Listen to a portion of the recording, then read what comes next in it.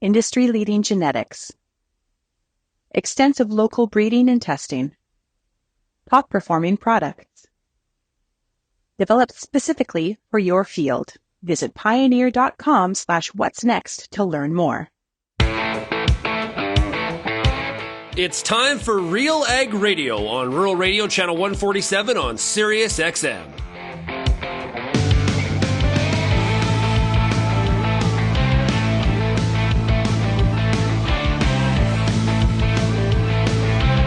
RealAg Radio and RealAgriculture.com is your home for insight and analysis of the issues that are impacting your farm business. Let's get real and get connected with RealAg Radio.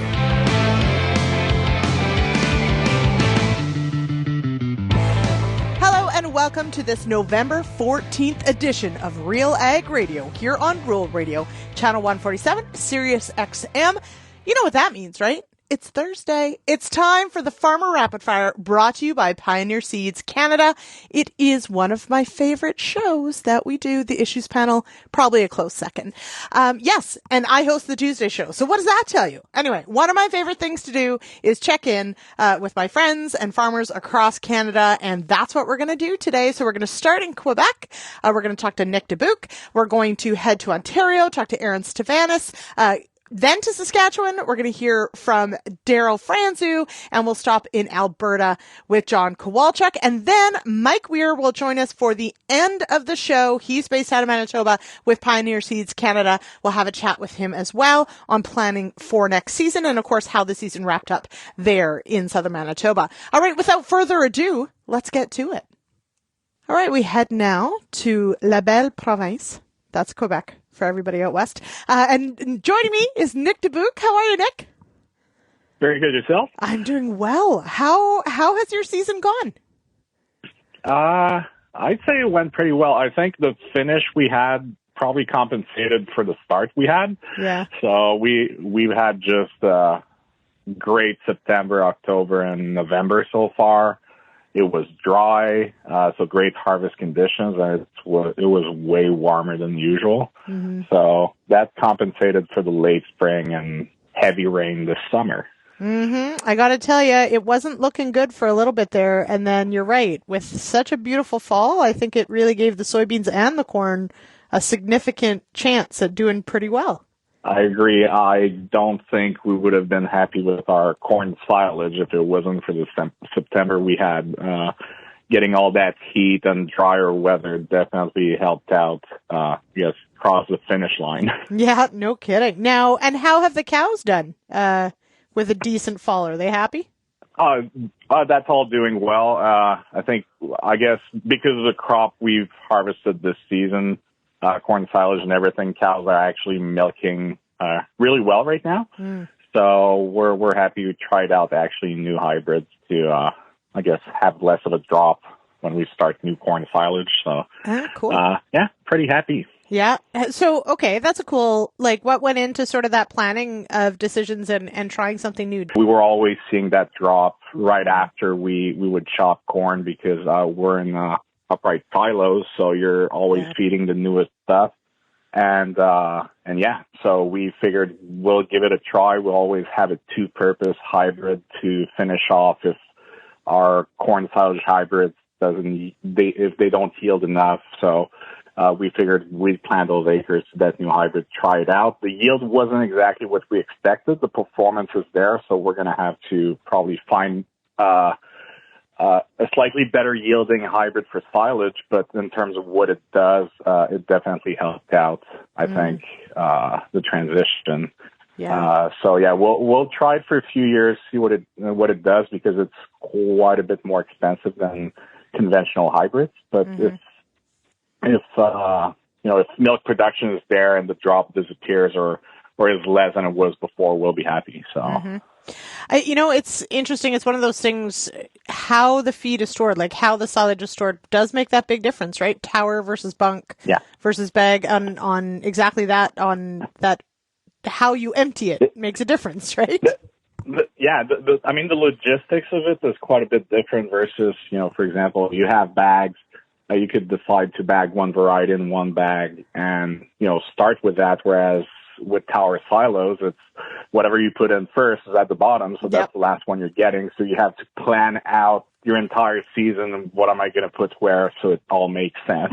Yeah, exactly. So because it can end up being, I'm not going to say costly necessarily, but if you don't plan properly, you'll bite your fingers at the end of the season because you're not feeding what you were hoping to feed, for example, in warmer weathers or that type of stuff. So, and those cows, that dairy will tell you exactly if they're if they're happy or not. Very quickly, everybody.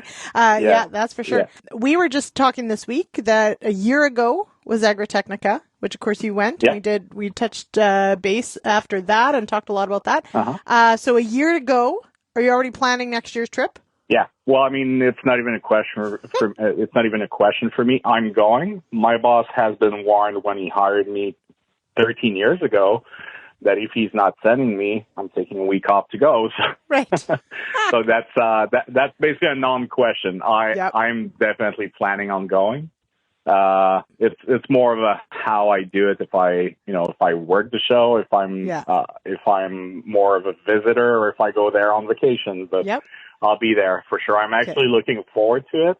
A little bit curious what it's going to look like, especially with the downturn in agriculture and in the equipment business. So that's probably going to impact some choices by manufacturers. So I'm a little bit curious what it's going to look like a year down the road, because decisions have to start happening now for those that are attending as exhibitors. So. Yeah, absolutely. And we saw this week AEM had their numbers out, definitely showing another, pullback in sales pretty much across the board for equipment. Yeah. And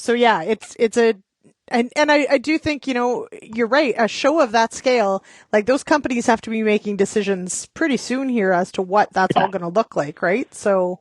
Yeah, exactly. Yeah. So, I mean, some of them are probably like almost two budgets away from, spending that money, and they already have to make decisions like selecting a space, how much space you want and everything. I think they're opening in sometimes next week, and you have until February to make that decision. Yeah.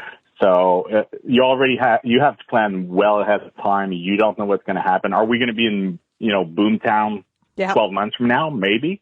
I think a lot of people in the machinery industry would hope for that, I think. Yeah. And it would probably be a good sign for farmers if they can, if machinery sales are good, it's probably because farmers are making money. Mm-hmm. But it's hard to predict. Yeah. So I guess we'll see. I'm a little curious. I'm curious also because in general, most farm shows, even national ones, tend to maybe be slowing down a little bit, at least from what I saw this summer with Farm Progress. I thought it was maybe a little bit less than the previous editions. Mm-hmm. So I don't know how that's going to be reflecting on Agritechnica, which is like a completely different scale. But. Mm-hmm. Yeah, no, I think that was a sentiment that a lot of farmers and people shared just this year in general, kind of across the board, as far as whether it was an outdoor show or a conference, or it just definitely, I think the tighter margins in the industry and higher interest rates and just everybody sort of sharpening the pencil and tightening the belt a little bit. We just didn't see the same kind of excitement and enthusiasm out there for new stuff. So, yeah. Yeah. And I would almost want to say that, the lessons learned during the pandemic, a few years without farm shows and everything, and it wasn't the end of the world, but people went back to their habits after.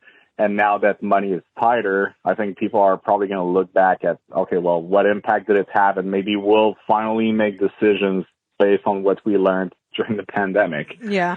So, it might change the landscape a little bit. We'll see. Yep. Yeah, we'll see. I think it has, and I think you're right. We'll see how much more so it changes. Yeah. Now we're calling it mid-November. Okay.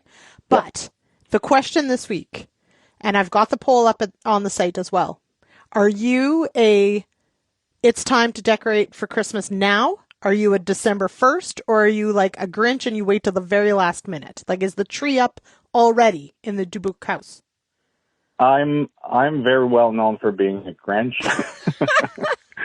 Perfect. And waiting to the last minute, or I've actually put up Christmas decorations after Christmas once because our family gathering was like December 27th. So, I do. And I do tend to judge people that put Christmas decorations the day after Halloween. Mm-hmm. So I will had a neighbor do that. No, so I won't judge anyone if it's after Remembrance Day, but I personally, December 1 is the earliest they're going up. Yeah, but I like to know you're a Grinch. I'd say that's probably the most reasonable. Yeah, exactly. Now, I will say, if you're only decorating after Christmas, you can get a whole bunch of stuff on sale. So that's actually a really great. Yeah. Yeah, it's a great. Yeah, exactly. That's, or maybe I'm just cheap in the end. But frugal. The word is frugal, Nick. That's what we go with. Yeah, exactly. Yeah, maybe I'm frugal, but no, it's, okay. I was actually hauling manure like November 2nd or 3rd, and one house I was driving past, they were putting their Christmas decorations. I was like a Saturday afternoon, and I was like, no, that is not allowed. It's like 25 Celsius outside, which is not normal. But still, you're right. Too you can't warm. do that. Yeah, too early. Cannot. Okay. Or if you're going to do it, don't turn on the lights. Yeah. Put them up and then leave them off. Yeah, I'm with you on that one. All right, Nick. Okay. Thank you so much for joining me on the Farmer Rapid Fire. Appreciate it. Yeah, thank you. All right. We are going to leave it there. We are going to take a quick break, and I will be back with more of the Farmer Rapid Fire, brought to you by Pioneer Seeds Canada, right after this. There's power, and then there's superpower. Advancing the unstoppable superpower of pre-seed from New Farm. Take control, eliminate weed competition, and start clean in spring. Manage weeds early in canola, cereals, and pulses. Conquer, Goldwing, Thunderhawk, and Blackhawk EVO. Convenient formulations and multiple modes of action. Add more power to glyphosate, more benefits to your burn down. Go to newfarm.ca/burn down. If you're involved in the agriculture industry, it's important to stay informed on all the latest issues affecting your business. At RealAgriculture.com, we offer fast, reliable news, information, and insights to help you keep on top of all of the latest in Canadian agriculture. Visit RealAgriculture.com and sign up for our free daily newsletter covering everything from news, agronomy, animal agriculture, and much more. Visit RealAgriculture.com/subscribe today. I'm Lyndsey Smith from RealAgriculture.com. Join me Monday nights for The Agronomist, a 1-hour live and interactive show broadcast across YouTube, Facebook, and X. Monday nights at 8 p.m. Eastern, I host expert agronomists from all over the country to give you answers to some of the toughest agronomic questions. Join us live or catch the replay Tuesday morning. That's The Agronomist with me, Lyndsey Smith, Monday nights live at 8 p.m. Eastern.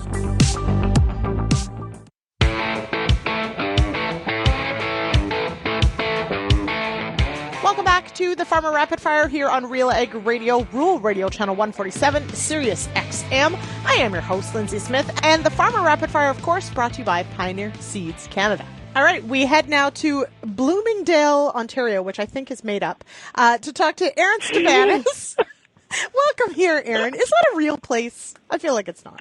It is totally a real place. It's a beautiful town right by the river. I can actually see Rim Park where they made those blackberries. What were those things called? Oh, what were those called? Aerophone, right? Yeah, I think so. Yeah. They had an actual keyboard, kids.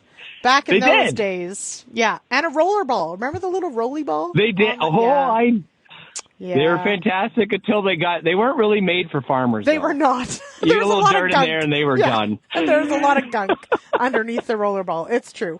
But they were, at the time, they were a leader. And then they were a leader. Yeah. And then Steve Jobs decided to come out with an iPhone.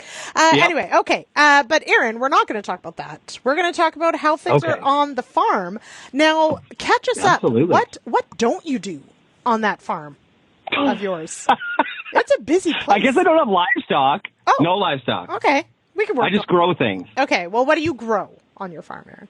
Okay. So the majority of the acres are corn, soybeans, and wheat rotated. We do have a little bit of alfalfa that we sell with the guy who does our custom work to the horse market. And then we have a small vegetable acreage that's for our on-farm market that we sell, essentially almost every vegetable, not quite, but we have a wide selection of veggies. Most acres, the biggest acres are sweet corn, potatoes, and squash. Sounds like a perfect meal, actually. Like Especially sweet corn, now, right? baked potatoes and pumpkin pie, ready to go. Anyway, you can, I think that's a great idea. Okay, so catch us up though, because this is relatively, as far as your involvement in the farm store and the on farm, is this all new? Has this been in the works a long time? What does that look like? Yeah, absolutely. So it's been in the family. We're technically fourth generation. My great grandfather who bought the farm, he was always in vegetables, and followed by my grandmother then did that. My dad did that, and my parents did that. So it's continued on. I'd say from the farm market standpoint, it's been more of a focus for my wife Ann and I, to just drive people more down our laneway versus wholesale avenues, which has been the other focus. And then obviously driving me back home to the farm to help out with that is obviously taking on a Pioneer dealership as well. Mm-hmm. Yes, very cool. Now, and that's just it. Of course, many in Ontario would recognize your name working in the seed industry as well for a long time. Yep. How did the season wrap up for you? Or do you still have corn out? Because there's still corn out where I am. So. Oh, yeah. No. In general, I would say... So corn has been just a tremendous story for our general area. I don't want to make dampers because I know there's parts in Ontario that maybe wasn't quite as good from a planting conditions, and then all the rain kept coming. But we kind of had a perfect season in general.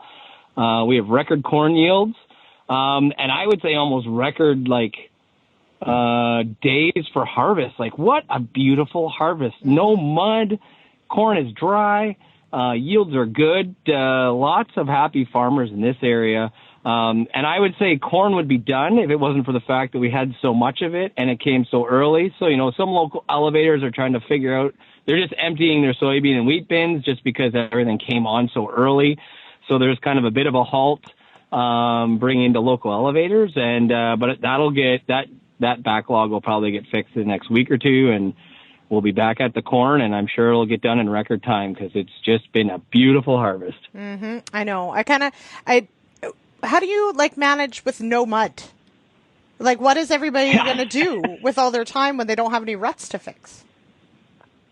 I just keep saying it's going to be amazing for next year. Right? Not only do we get the benefit from this year, we get the benefit for next year having just good soils ready for planting beans or corn silage or wherever the rotation ends up being. Mm-hmm. Yep, absolutely.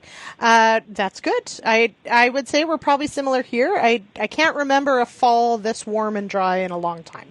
So we'll take it. Yeah. Were you always? Yeah. And were you one of those farmers who the corn seemed to dry down overnight and you were like, oh shoot, we better get out there? Yeah, well, it even started with silage. We have a lot of livestock around here in our area, and I remember talking to customers. I'm like, I think your silage. I know it's green, but I'm willing to bet that it's drier than you think it is. And it was everything was drying down fast. And there was on the grain corn side. To your point, there was 5 points of moisture taken out in a week, which is unheard of. Mm-hmm. We never get craziness like that. Might be over-exaggerating a little bit, but still, it wasn't the classic half a point a day that you kind of figure in the fall. It was much more than that, and it makes for very positive combining. But the only negative is, I guess, as you start to get too dry, you get a little bit more butt shelling, a little bit more of the phantom losses, but still, I guess, less drying costs. So, in a world of carbon taxes, the less we pay, the better. The better. I learned about phantom loss just a few weeks ago, about what happens when too dry grain goes through a combine. And I was like, dust? Yep. And he's like, well, yeah. So the kernel disappears into dust. And I was like, I never really thought about that. Anyway, so that's phantom loss, everybody. You can't find it in the hopper. You can't find it behind the combine. It has just disappeared. And that's what that is. There Absolutely. you go. So I learned that, and that is maybe one of my favorite things about this industry is I probably learn something new every single week, if not every day. Oh, yeah. And isn't that the best? Like, I just love that. It is the best. Yeah. There's no other industry that are lucky enough to be, just constantly learning. But then I think a part of it too is just I don't know if adversity is right, but we do everything we can do to get the crop in and to set it up. And then Mother Nature is sometimes the biggest factor that we can't control. Yeah. And the ability to constantly change, adapt, to essentially battle those factors, I think is awesome. And new technologies keep coming out to just keep on making us better and better. Mm-hmm. And when it all lines up, it actually works out pretty cool. So, yes. I like that a lot. Okay, now, with the farm store, I have an assumption about your answer to this question, but my question this week for everyone is hard-hitting journalism here, guys, are you when do you decorate for Christmas? Are you right now? Are you a December 1, or are you a Grinch and you leave it to the last minute? Oh, boy. Mm-hmm. That's Is this a sore spot in your house this week? Should I not be asking? There is no, not at all. Not at all. Okay. So my wife and I both agree there is nothing Christmas that goes up in our house until Remembrance Day is over. Right. That you have the respect for Remembrance Day, and then it's open game, and then it really comes down to how much time do we have. Okay. All right. Okay. So this year, it might be more. The kids will probably push us harder. I bet you it'll be more in that end of November, where we traditionally would be the beginning of December. Yeah. Okay. But, and so I do suspect, if harvest wraps early, you're going to be twiddling your thumbs, of course. So maybe it will go up a little. Of course. Yeah, of course. I think so. Okay. I think so. Yeah. We'll see how it goes. Yeah, we'll see. Yeah. Okay. Well, I completely agree.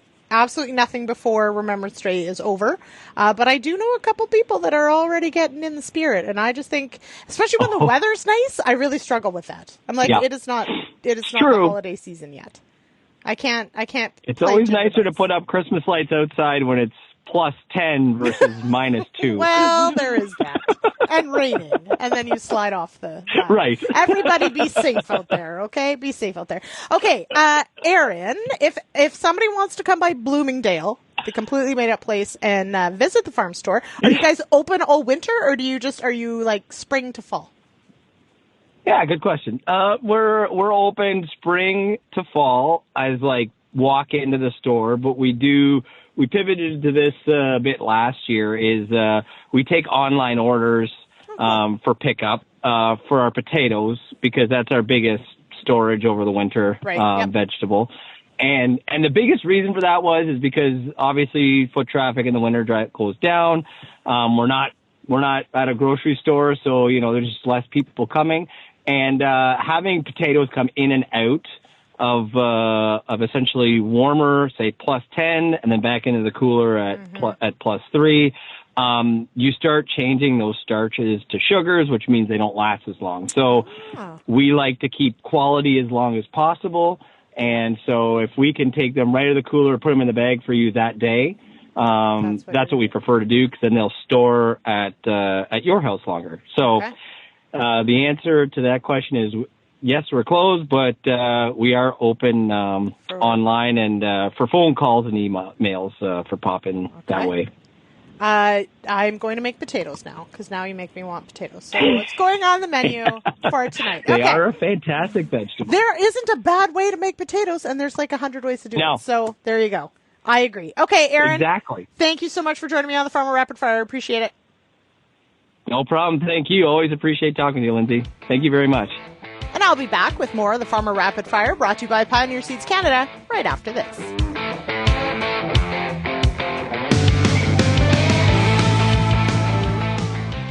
Make your neighbors envious with CDC NV CWRS. Introducing CDC NV CWRS, the latest wheat variety now available for Plant 25 from Alliance Seed.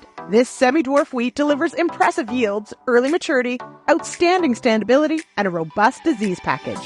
With CDC Envy, your wheat crop will be the talk of the town. Learn more and find your nearest retailer at allianceseed.com or call 1-877-270-2890. If you only listen to RealAg Radio, you only get half the picture. For greater insight into the issues that affect farming, tune in to RealAgriculture.com. Crops, livestock, machinery, farm management, and the markets, even food and travel. Real Agriculture Online digs deeper into the topics that affect the way you work and live. So get connected today. Read, watch, and listen to the people who know at RealAgriculture.com. Peter Johnson at Wheat Pete, RealAgriculture.com. I'm the host of The Word, and I love doing The Word. I love the questions. I love the challenges. I love having to apply agronomics to all over the globe and areas outside of my normal jurisdiction. Also, I love the feedback the most, where growers challenge me, tell me about their plot results, help me to learn. The Word, absolutely the best part of my day.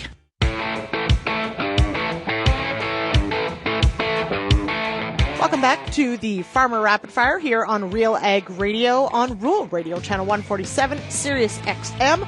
I am your host, and of course the Farmer Rapid Fire is brought to you by Pioneer Seeds Canada and brought to you by Pioneer brand canola with Optimum Gly, the highest yielding glyphosate-tolerant trait on the market. What's next in canola happens here. Head to pioneer.com/Canada for more. All right, we hopped now to Saskatchewan, and I've got Daryl Fransoo on the line. Daryl, how are you? I'm doing well, Lyndsey. How are you? I'm doing all right. How has the fall season treated you over there? Yeah, pretty good. You know, we got a lot of field work done. We got our first snowfall here a few days ago, but it's all gone. Pretty dang nice weather so far. Okay. So some snow would be welcome. We need some moisture. Yeah, which is okay. You know, kind of the thing that happens in your area.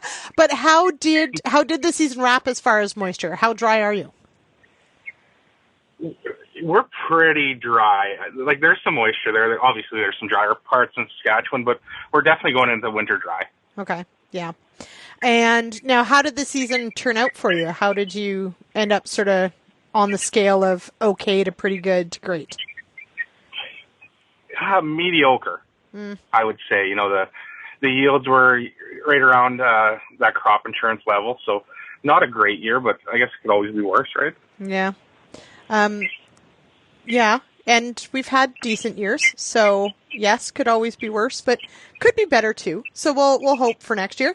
On that note, a few things. One, I've got to ask, because of course we're coming off of just an absolutely tumultuous time on the logistics stage. Have you been impacted by the rail strikes, port strikes? What has that been like sort of on the ground where you are? You know, I think with a shorter crop this year, the rail hasn't been like stressed as much as usual. But I think every farmer is affected. We just don't really see it. You know, it's in the basis. It's in contracts that we can't get overseas because our customers don't believe that we can come through with what we're telling them they can. So I think the effects there, we just don't maybe see it firsthand or right off the bat. Mm-hmm. Has it been, though, a topic of conversation for you and your peers and around there as far as the concern over getting product to market? Yeah, absolutely. You know, it seems like we've been in a labor stoppage on the port or with rail for months now. You know, we're stuck in two right now, even though the minister kind of imposed his will on them. It's a discussion that we have to have. At least this Minister McKinnon, is moving a little quicker than the previous minister, O'Regan. But, you know, every day that there's a work stoppage at the port or rail or anywhere in the supply chain, it just adversely affects our industry and, you know, Canadians as a whole. We have to have some serious discussions on what can take place. You know, I understand there's charter rights for workers and whatnot, but we can't keep letting a few people hold the Canadian economy hostage. There has to be something done. Mm-hmm. Certainly, we heard from Greg Northey with Pulse Canada last week talking about, you know, as an industry, as a grain industry, looking ahead to how do we potentially put things in place so that, yes, unions can bargain, but that there's some surety that things move forward. And I can't say that sounds like an easy fix, but I feel like it has to happen. Yeah, I agree. And kudos to Greg and Pulse Canada. They've done a fantastic job on the transportation file. But there's definitely some stuff we can look at. Right off the bat, I know essential services has its own challenges, but it's something we have to look at. There's some stuff in the labor code that can maybe be strengthened, but we're long overdue to have that conversation. And I don't believe this government is going to do anything about that. Like I said, at least they're moving a little quicker. But maybe in a successive government here, we have a better, more thorough discussion about it. Mm-hmm. Because you love talking politics, what's your guess on when we do go to an election? Do we make it all the way to October of next year? It is such a weird time right now. Right? I was in Ottawa a couple weeks ago, and as you know, there's the privilege stoppage in the House right now, so there's really nothing going on, unfortunately. I have my own opinions on that, but it's crazy there right now. You go there and you talk to the Conservatives and you're like, well, these guys are probably the next government, so we got to talk to them. But you go to Liberals and you're like, well, they're the government, maybe they'll do something. But it's a weird time. I think it's anybody's guess when an election will happen. Yeah, I know. I would agree for those of us, here at RealAg covering this and being in touch with, what's happening lobbying. You're exactly right. It's this strange sort of like Parliament is sitting, but nothing's happening. And the clock is winding down to when we haven't. It's a very odd, very strange time. Now, you did mention you were in Ottawa, certainly something that you do relatively often. How tough is it to get away from the farm? Is winter an okay time and you make it work, or how difficult is that? It can be tough sometimes, but it's kind of a role that I took on, so I try to make time for it. You know what the worst thing is flying out of Saskatoon.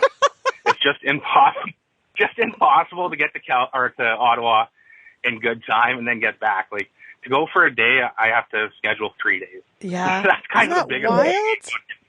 Yeah. It is. And the prices of flying domestically in Canada is crazy. It's almost like a hindrance for me to go. I would like to go more often, but it just doesn't make sense. No, I know. Maybe, and I don't know what the fix is, but I will tell you, as someone who loves Saskatchewan and loves going there, it's the same for me trying to get there, and it means that there are times when I'd love to be there for events, etc., but it honestly is a full day just to get there. And so you're right, 1 day is 3, right? It's wild. Yeah, so it makes it tough, but I try to get there and try to speak on behalf of farmers as much as I can and kind of try to push some policies that I believe or that we believe will help the industry. Yeah, absolutely. All right. Now, so not a banner year, don't have a ton of grain, I'm guessing, to move. What will keep you busy here as we head towards winter? We hold a lot of grain kind of off the combine or a month after, so I don't know what's going to keep me busy. There's a little bit of maintenance here and there, but unfortunately we don't have much of a shop to work in the winter, so I'm just going to have to try to keep myself busy somehow. Yeah, you know what? There's always something to do, so that's good. Yeah, I guess it makes up for the busy years when we had bags all over the country and whatnot, and minus 40 trying to start tractors and stuff. So I guess it's due. Yeah, exactly. I remember those years of the emergency storage. Everybody had bags everywhere, and it was a bit of a nightmare, but also a good problem to have, I guess. And don't get me wrong, I'd rather have bags all over the place, but it is what it is, right? Yeah, exactly. Okay, so along those lines, and I know it's early, but that's why I'm asking. My question this week, and I put this poll up at RealAgriculture.com, so everybody head on over, go take a look. You can weigh in as well. What kind of decorator are you for the holidays? Do the Christmas decorations go up already this week? Are you a December 1st, or are you a Grinch and you wait until the last minute? I guess it's kind of like I don't even know. That's a good question. Whenever we feel like it, I guess. We haven't done anything yet. Okay. But I guess whenever we have the energy or the kind of pops into our mind. No set date. Usually the Christmas tree is up early, but I would say in the next couple weeks, probably a December 1st type of guy close. Yeah. Okay. That's fair. Yeah. And is it a real tree or a fake tree that goes up? Real tree. Real tree. Well done. I'm with you Every on that time. one. Yeah, I'm with you. Yeah, it is a definitive question for sure. Okay. All right, Daryl, thank you so much for joining me here on the Farmer Rapid Fire. I appreciate it. It's great to chat with you, buddy. For sure, Lyndsey. Take care. All right, we're going to take a quick break here from the Farmer Rapid Fire, brought to you by Pioneer Seeds Canada, and I'll be back with more right after this.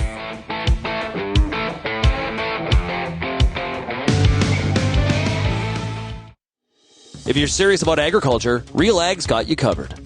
For over 10 years, we've listened to and shared what producers have to say about everything from policy to agronomy from coast to coast. Keep up with the latest in Canadian agriculture at RealAgriculture.com through daily newsletters, and check out our YouTube channel. Thanks for joining us in the RealAg community as we continue to cover and serve North American agriculture.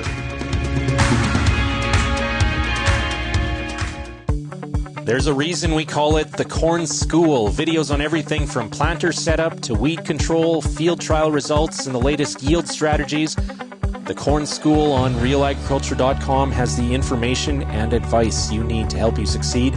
Brought to you by Pride Seeds and BASF. Corn School episodes are available at cornschool.com, from RealAgriculture.com, or as a podcast in your favorite podcast app. Check out the latest Corn School episode today.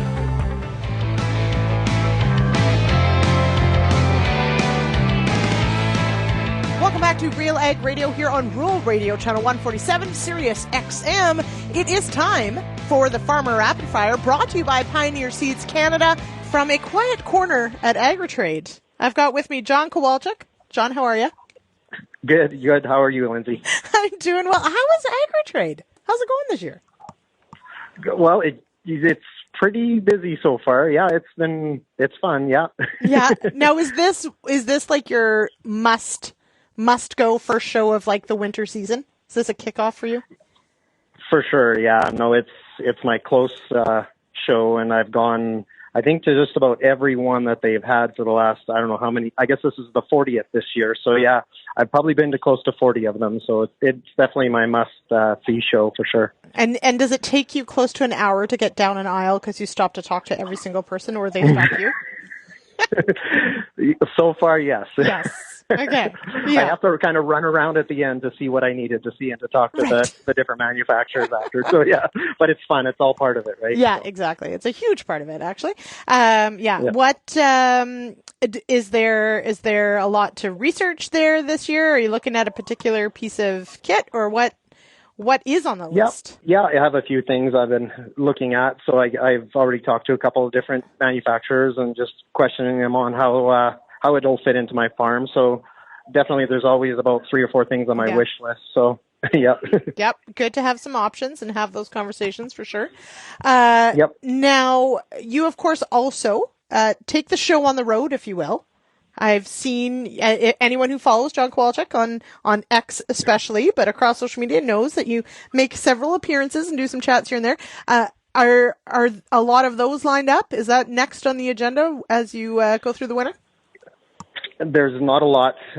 This winter is pretty slow. If you kind of followed me on social media, you would have seen I kind of had some health issues, so I'm kind of taking a break this winter and going to take it easy and get through that. I'm feeling a lot better now, so I'm able to come and walk quite a bit today at the farm show, so it's a big step for me. So, but this winter going to take it easy and kind of just heal up and get ready for spring. So, Okay. So, and this is a key part, I think, John, that many people probably appreciate, is that you have shared some of your health struggles, and a good reminder to not ignore those symptoms. Exactly. Yes. A lot of the stuff that I probably felt over the last couple of years, I know my dad would have ignored it for sure. So, but knowing what we know now, that we have to listen to our bodies and make sure we're our own advocate as far as health concerns, and we've learned it through mental health and all these other things too as well, but our physical health too, being aware of things and knowing when your body is telling you something. So that was a big part for me, but definitely the education out there now is a lot better, and otherwise I may have just ignored it too. So absolutely, and certainly farm show is a nice way get your steps in. But if you need to park yourself at a booth, you park yourself at a booth. It's not the worst thing. Exactly. I'll be sitting with a lot of the exhibitors today, just visiting while I sit there and rest. But for sure, no, it's good, and it's great to see everybody again. There's lots of familiar faces, and it's a big part of it, especially after harvest and kind of being off on our own and having this opportunity to visit with people and to kind of talk about the industry a little bit. So, And now, how did your season end up? I know certainly it's been a challenging one for many, and of course with some health issues as well. But how did you close out the season? It actually wasn't too bad. We had about a 6-week run with harvest, so it went fairly good. I had a lot of early nights. I was shutting down at 8:30 at night, where normally I'd go till 1 or 2 in the morning for sure. So, but it seemed to go quite well. I had lots of help and lots of family and friends that stepped up and really helped so that I was able to take it easy. And overall, our crops were close to average. Canola was down, of course, through a lot of central Alberta and Alberta. Definitely the yields were lower with the heat we had in the summer, but that was to be expected. So, but the cereals were definitely a surprise and a pleasant surprise. So. That's good. At least something was a pleasant surprise. Exactly. I think the disappointment in the canola is pretty widespread, and what can you say, right? I mean, it when you get that hot at flowering, it can really take the top off. That's for sure. Well, for sure, yeah. It was definitely we expected it too, which it doesn't make it easier in a way, but it makes us able to accept it a little more, and we kind of knew it was coming, so we were able to plan and not oversell. Yep. Which was huge because back in I think it was 2017, we got caught on the wrong side of sales because we thought we were going to have a good crop, and then you sell and then the price goes up, right? And we were caught on contracts, and I think that was maybe a blessing this year, is that a lot of the farmers understood it early in the summer that we couldn't overextend our sales, right? Yeah. It's, people really sometimes don't understand how many key decisions get made in a season that it's really stressful sometimes to make those calls. It is, and you can look back and second guess all those decisions, but at the end of the day, you make the best decision at the time. You try to consider all the options, and that's kind of what I did this year with as far as sales. So, but yeah, for sure, it's definitely a consideration. Yeah, for sure. All right. So going to do some business, but mostly visits, at AgriTrade, which is good. Do you have now, obviously this winter won't be typical, but what does a typical shipping in the winter look like for you as far as shipping grain, or are you pretty much caught up? Yeah, there's lots of that. Actually, next week I'm shipping a bunch of hard red spring that was called for. Our local elevator needs some. I got some cars coming in, so they've called in contracts, and so nice.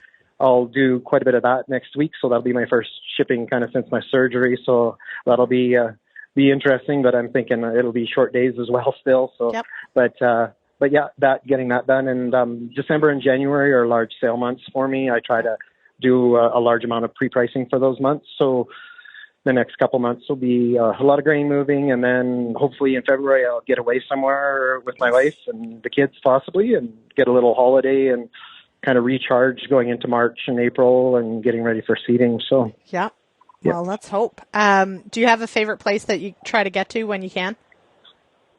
Yeah, well, we love going to Hawaii, but we haven't been there for a while. Maui is always fun, but haven't been able to go for the last few years. But we do try to drive down and visit my in-laws down in California. Oh, nice. So we'll get down there. And I love golfing, so we'll get to hang out. And the weather's a little warmer there, and you get a few rounds of the golf in. So for sure, I enjoy California for sure. But Maui is definitely on our family's list of probably the most fun holidays for sure. Yeah, for sure.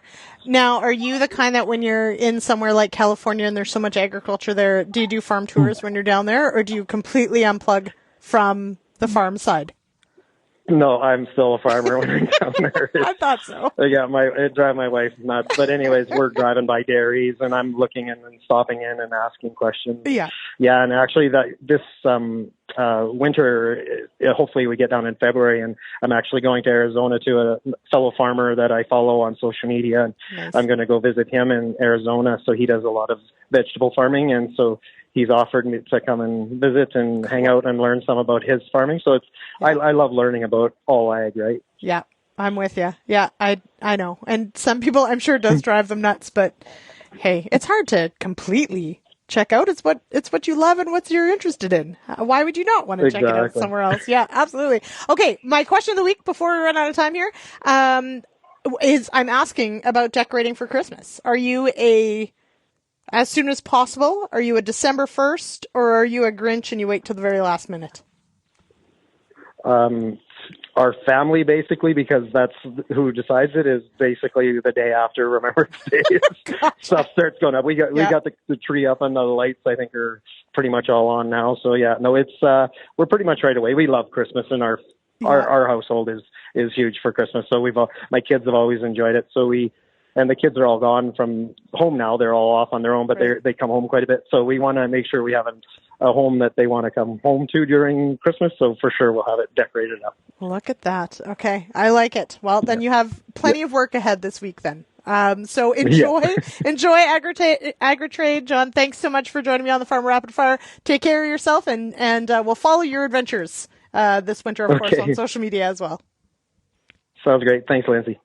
All right, we're going to take a quick break, and I'll be back with Mike Weir out of Manitoba right after this on the Farmer Rapid Fire, brought to you by Pioneer Seeds Canada.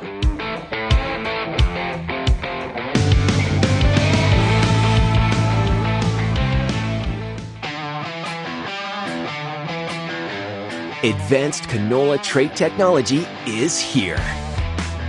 And it's soon to be the talk of the town. Optimum Glide delivers excellent yield potential and agronomic trait performance. Improved crop safety. Enhanced weed control. And a wider window of application. You're going to want to see this. Learn more at OptimumGlide.ca.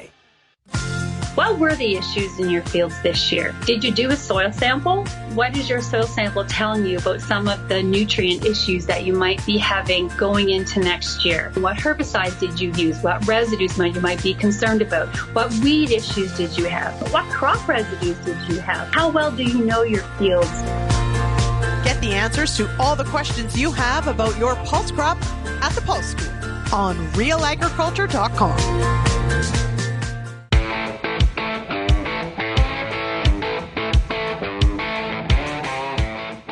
Welcome back to Real Ag Radio here on Rural Radio Channel 147, Sirius XM. It is, of course, the Farmer Rapid Fire, brought to you by Pioneer Seeds Canada. And with Pioneer Seeds Canada, I've got Mike Weir on the phone.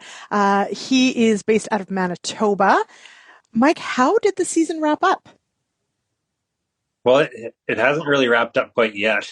Just with the open fall we've had, it's there's still a little bit of fall work to be done, a lot of drainage that's going on, and even guys getting to those lists of things they never really get to for cleaning up equipment, cleaning up tree rows, things like that. But as far as harvest goes, yeah, we're pretty much wrapped up, and man, it was a pretty impressive harvest from start to finish, with overall a lot of positivity in the yields that were taken off.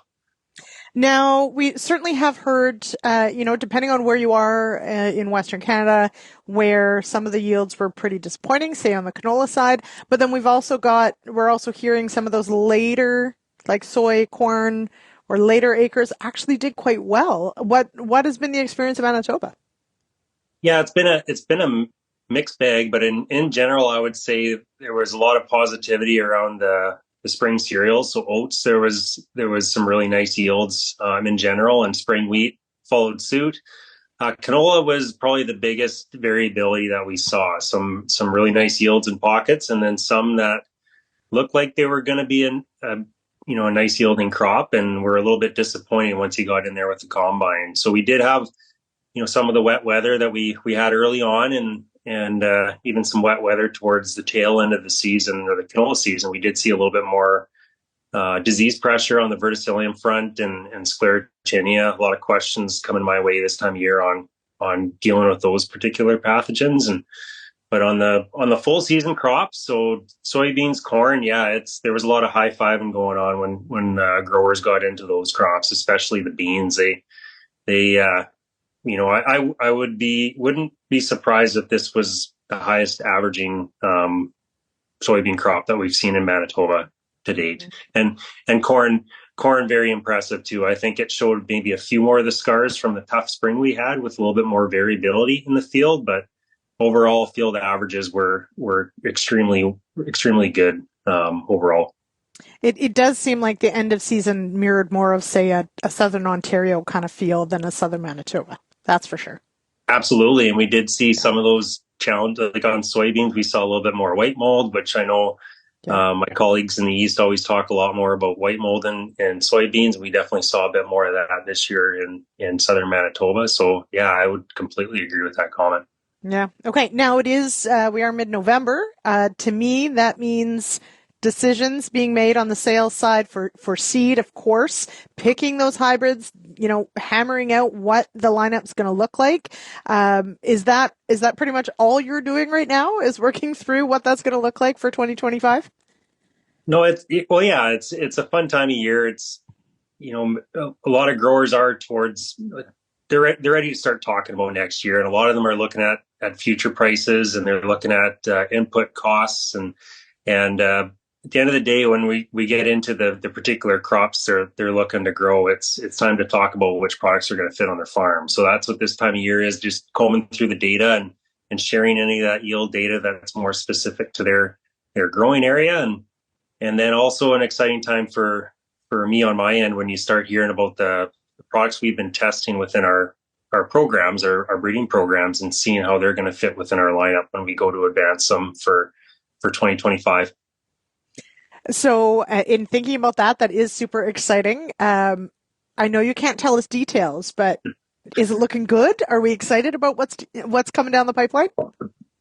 Well, it's always exciting to see what's coming, and it's very important for us to look at what we currently have in our lineup and where the new products are going to fit. And if there's a specific reason to move away from some of our current products, it's because we have one that's better to replace them. So, I guess without sharing too many details, we have in canola, soybeans, and corn, we have some products that we're excited to move into our lineup as a solid replacement for some of our products that have been in our lineup for an extended time now. So, yield's always king, but I think the traits that we're bringing forward within these seed lineups are exciting too. Mm-hmm. Okay. Super exciting. It certainly always brings a little bit of optimism to the new year ahead. I know it hasn't been the greatest season for a lot in Western Canada, but still at least, a decent one. And certainly that hybrid choice or that variety can make all the difference in what that yield potential is for the year ahead. So definitely an important time of year. Mike, I'm asking everyone this question, and I want to ask you too, because you mentioned these advancements and how exciting this time is.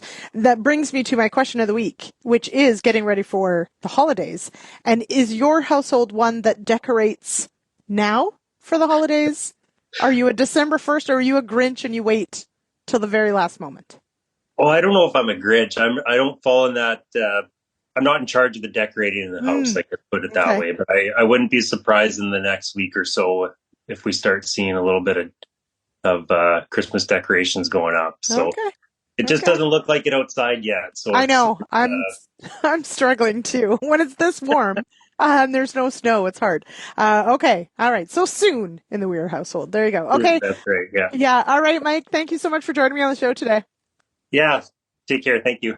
Right, with that, we wrap up, of course, another episode of the Farmer Rapid Fire, brought to you by Pioneer Seeds Canada, and of course, this Thursday episode of Real Ag Radio. It has been my absolute pleasure to be your host today.